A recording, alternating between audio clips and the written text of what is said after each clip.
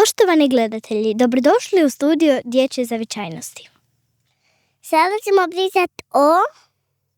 Meni je kao roditelju važno da moje dijete istraži da se navadi ono što je zavičajno u njegovoj neposrednoj sredini, znači u njezinom dvorištu, u njezinoj korti.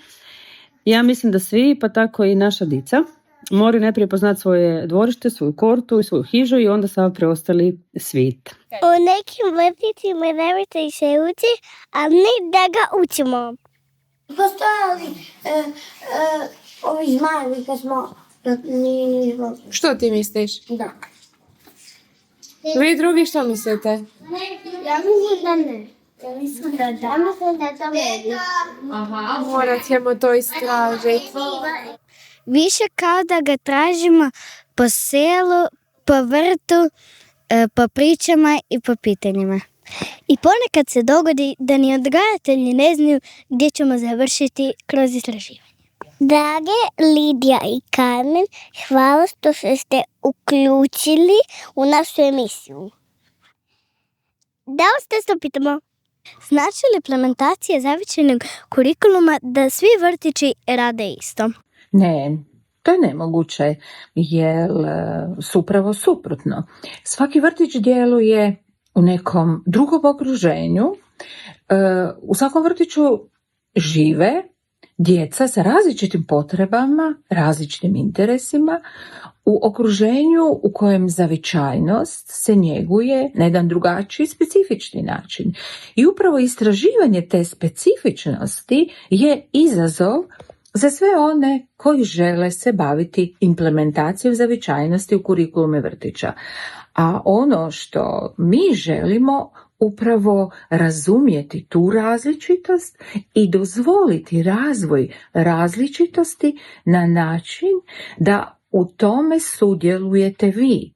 Da sve to što radimo s djecom, na način koji će biti vama vrlo zanimljiv, igrovno prihvatljiv, izazovan i naravno vrlo poticajan za razvijanje zajedničkih vrijednosti koje čine temelj našega posla. A šta ako djeca pitaju nešto što nije u planu? To je zapravo najvažniji dio.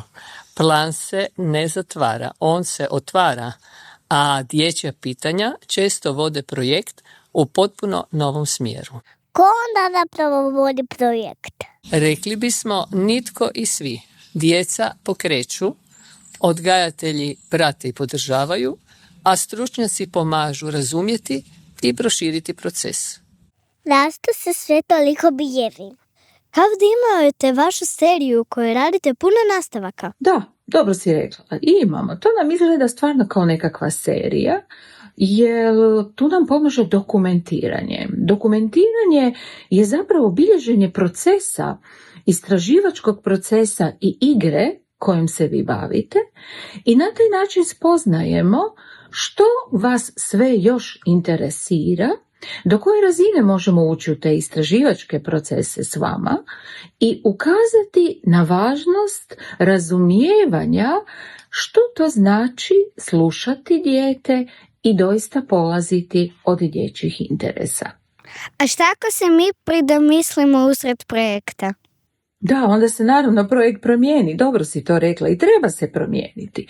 Jer ako su vaši interesi drugačiji, onda ih mi trebamo slijediti. I to zapravo znači slijediti dijete, a ne plan. To zapravo znači čuti vas i dozvoliti vama da postavljate pitanja, da istražujete i uvodite u taj neki svijet istraživanja i igre i nas odrasle kako bi razumjeli što vi razumijete i o čemu vi želite sa nama razgovarati.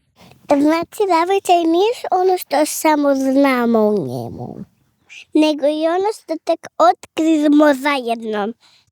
I upravo zato u ovom pristupu kažemo da slijedimo dijete, a ne plan. Zašto? Jer plan može dati smjer, ali djeca daju smisao i razvijaju zapravo taj projekt zajedno s odgajateljem. Odgojiteljice su napravile tako dobre filmove jer su djeca imala tako dobre ideje da je to bolje od YouTube-a. A možete ih i pogledati na YouTube-u. Ova tema razvijala se u suradnji sa djecom i njihovim obiteljima. Partnerstvo u obitelji i odgojno-obrazovne ustanove nam je iznimno važno. Za više odličnih ideja upitajte djecu koja su glavni akteri našeg projekta.